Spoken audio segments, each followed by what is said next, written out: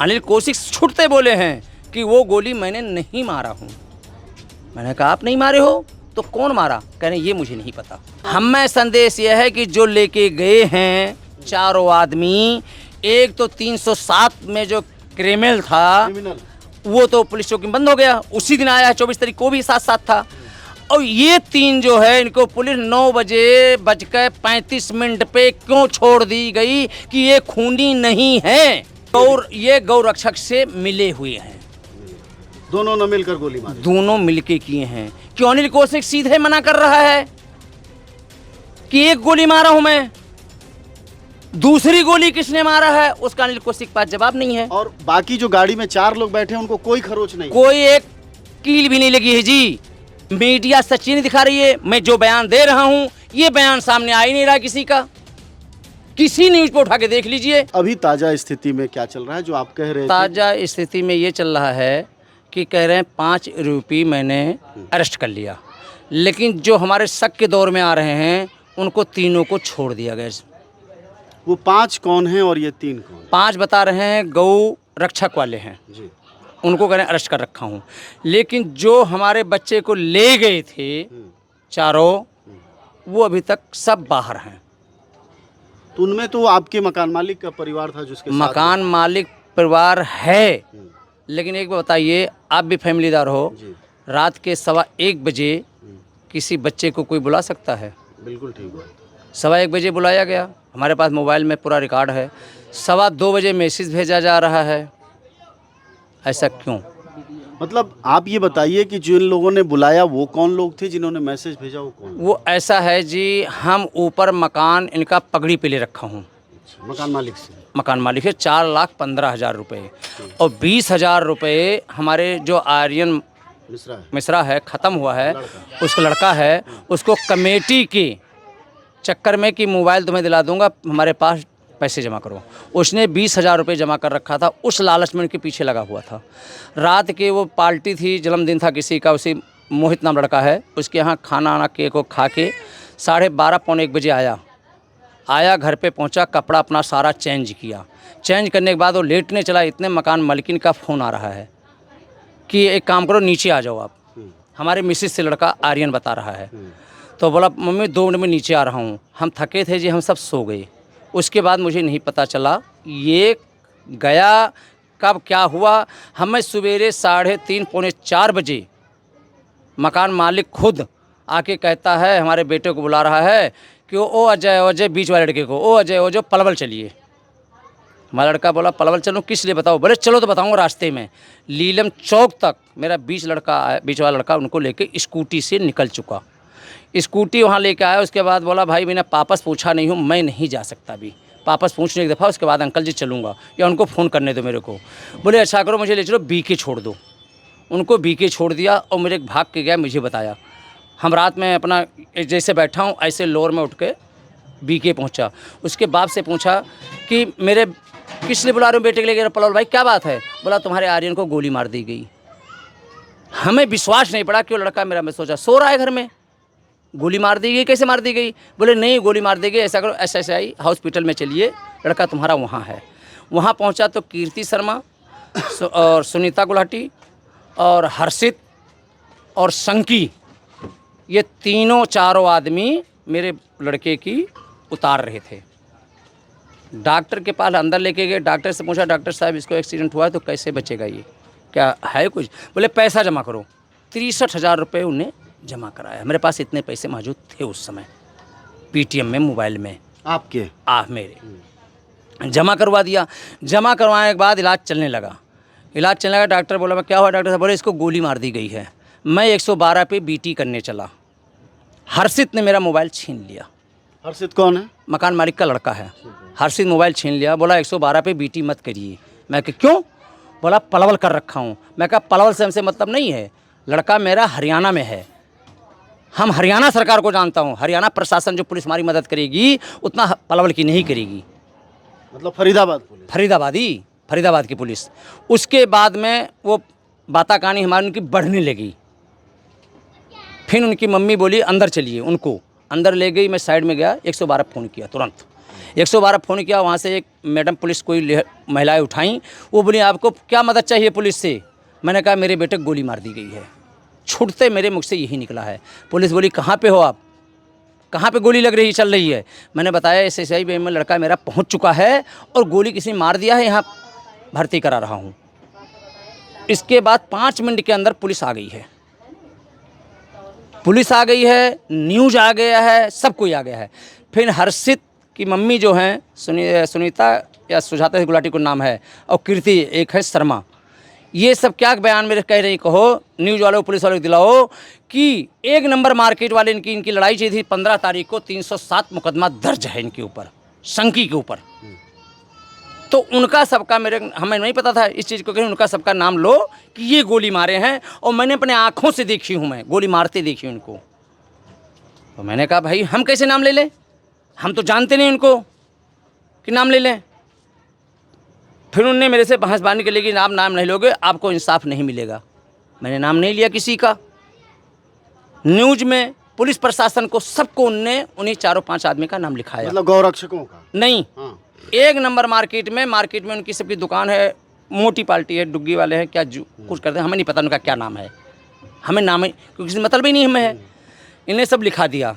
उसके बाद ये बात पड़ी पढ़ाई रह गई। पुलिस अपन छानबीन करनी शुरू हो गई। लड़का मेरे के 1:30 पे डेथ हो गई, दिन में। उस बीच कोई बयान नहीं दिया, कॉन्शियस नहीं था लड़का मेरा डॉक्टर से पूछा तो लड़का बोला ये जो है अंदर का भेजा जो है पूरा ख़त्म हो गया है, ये लड़का ठीक भी होगा तो कोमा में जाएगा। हमें डॉक्टर भी गुमराह किए हैं, ले गए वहाँ ICU में डाल दिए वेंटिलेटर पे। मैं पुलिस हमारे 21D की थी, वो बेचारे ऊपर गए हैं। पुलिस वाले बोले कि तो जिंदा नहीं मुर्दा है, तब क्यों इसका इलाज कर रहे हो तुम। तब डॉक्टर ने डिक्लेयर किया कि ये तो मर चुका, कि तो 1 लाख रुपए और जमा करवा देते हम।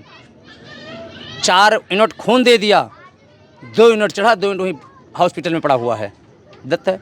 वहाँ से लाश लेके आए IGB के, पोस्टमार्टम हुई।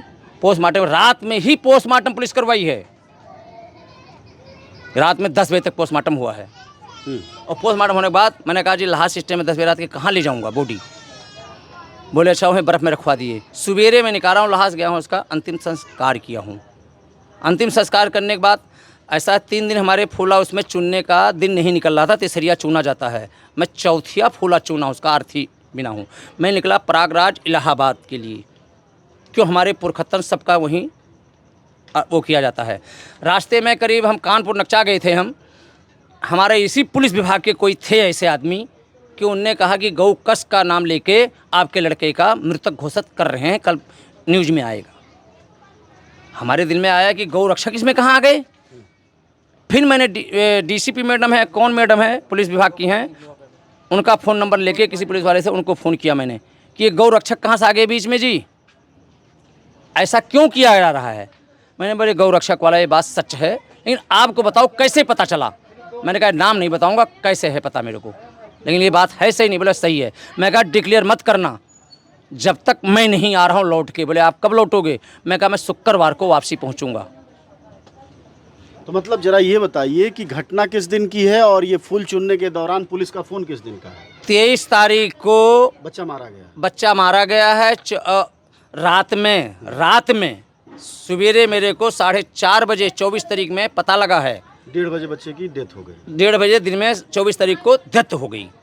और आप 28 को वहाँ गए। अब रुक जाओ, अतवार को दाह किया हूँ। अतवार 1, सोमवार 2, मंगल 3, बुध वाले दिन, बुध को मैंने फूला चुना हूँ, लेके गया हूँ। मुझे खबर लगी तो, लेकिन गौरक्षा वाली खबर तो 24 तारीख से ही आने लगी थी। नहीं सर। अच्छा, नहीं आ रही, नहीं आई है। ये गुमराह किया जा रहा, किसी को नहीं आई है। हमें सबसे पहले खबर मुझे मिली है। तो मतलब आपका कहना है कि गौरक्षक हत्या में शामिल हैं, इसकी जानकारी पहली बार आपको 28 तारीख को होती है। 28 तारीख को होती है जी। तब तक जानबूझ के नहीं दी गई, ये उनका कहना है। हाँ, हमें नहीं बताई गई है। हाँ। फिर मैं अभी भी नहीं बताई जा रही मेरे को, अभी डिक्लेयर नहीं कर रहे हैं। फिर मैंने गया 21D में, पुलिस से पूछा कि लड़के का हमारा फाइल में क्या लिखा जा रहा है, क्या कारण है। वो बोले भाई हम कुछ नहीं बता सकते हैं, आप जाइए DLF 31 सेक्टर। मैं DLF 31 सेक्टर गया हूँ, वहाँ पे मेरे CIO इंचार्ज जो हैं वो बोले भाई मेरे पास फाइल नहीं है, ये पंकज के पास फाइल है 30 सेक्टर में। यह किस दिन की बात है? 28 के बाद जब आप लौट कर आए? 28 शुक्रवार को लौट के जब मैं आया हूँ तब की बात है, तारीख नहीं याद है, तारीख देखना पड़ेगा। ठीक है। लौट के आया हूँ तब मैं 30 सेक्टर आया हूँ, पंकज से मिला हूँ। पंकज ले गए मेरे को अंदर बैठाए। मैंने कहा सर ये क्या हो रहा है सब कुछ, हमें क्या पता चलेगा मेरे लड़के कैसे हत्या हुई है। बोले भाई गौ रक्षक वाले गौ देखने के लिए जा रहे थे कि गाय लेके जा रहे हैं, इसलिए उनको गोली मारी गई। मैं कहा एक बात बताइए सर, पंकज से मेरी बहस हो रही है। मैंने कहा बताइए सर, बछड़ा तक तो उसमें 5 आदमी बैठे थे पहले ही से, बछड़ा तक तो आएगा नहीं, और गाय उसमें कैसे आ गई उस गाड़ी में?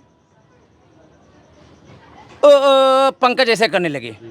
बोले जो इसने कबूल कर रहा है उसको ला रहा हूँ बुला के। अनिल कौशिक को मेरे सामने किया गया।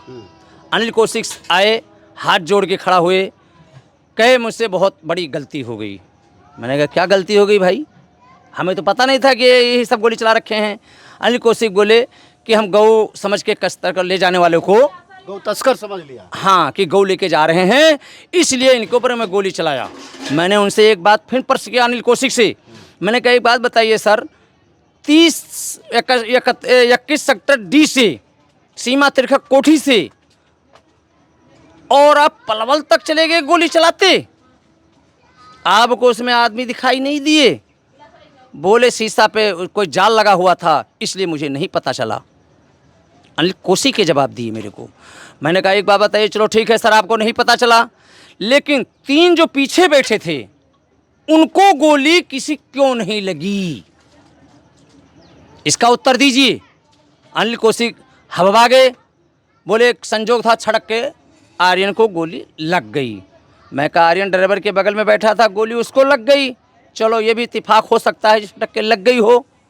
मैं अनिल कौशिक से बहस कर रहा हूँ, पंकज जी इंचार्ज बैठे हुए हैं, जो आपके बेटे का कातिल। हाँ, उससे बहस कर रहा हूँ। हत्यारे से बात कर रहे हैं। हाँ, हम तो नहीं कातिल कहेंगे, लेकिन जो बयान दे रहा है, एक गोली छटक के लग गई। मैं कहा चलो अनिल कौशिक जी गोली लग गई। उनने कहा ऐसा है, मैंने कहा कि दूसरी गोली फिर सीने क्यों मारी गई या मत्थे मारी गई, इसका जवाब दीजिए मेरे को। बोले हम गोली वो नहीं मारे हैं।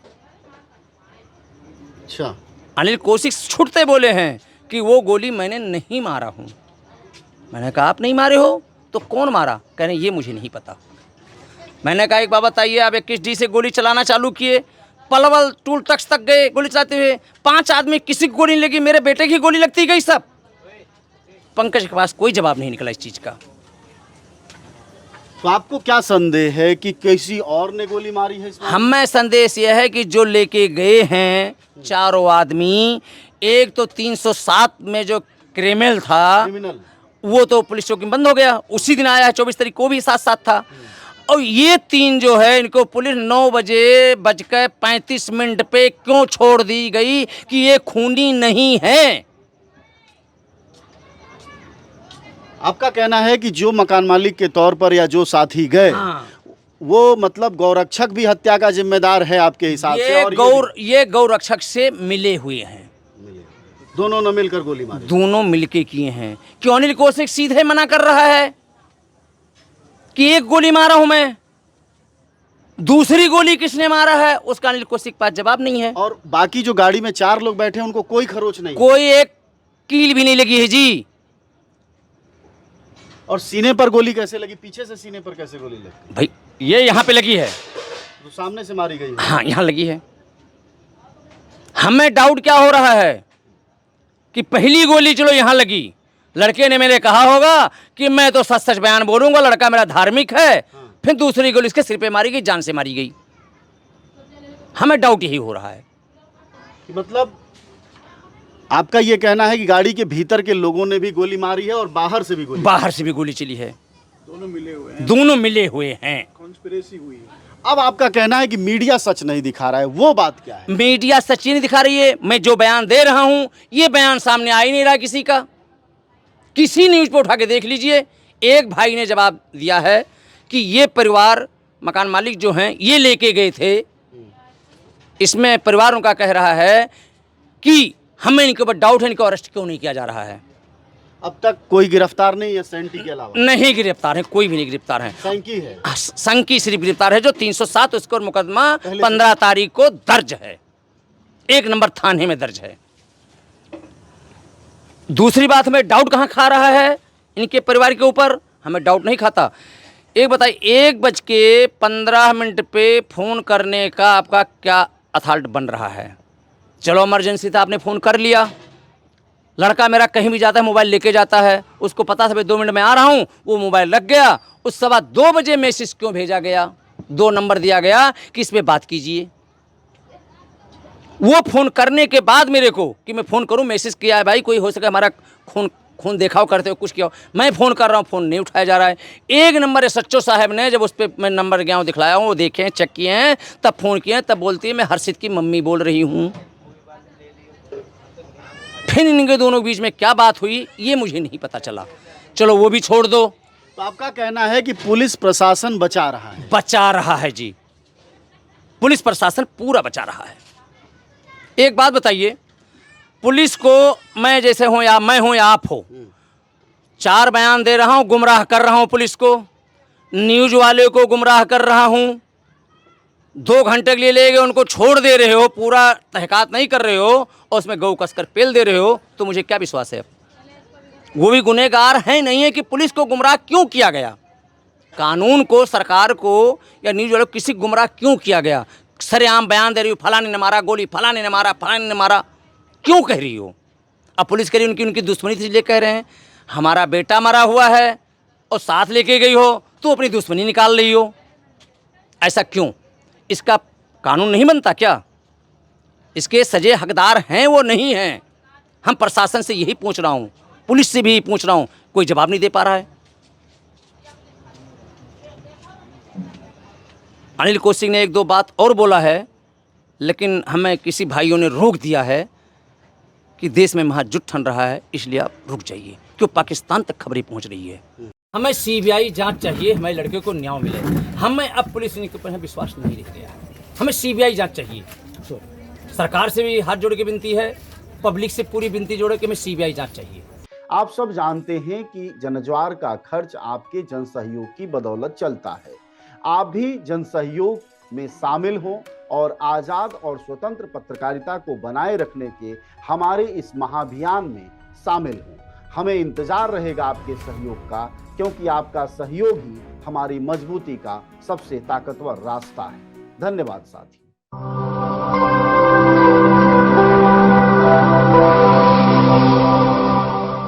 जनज्वार, जनता की मीडिया।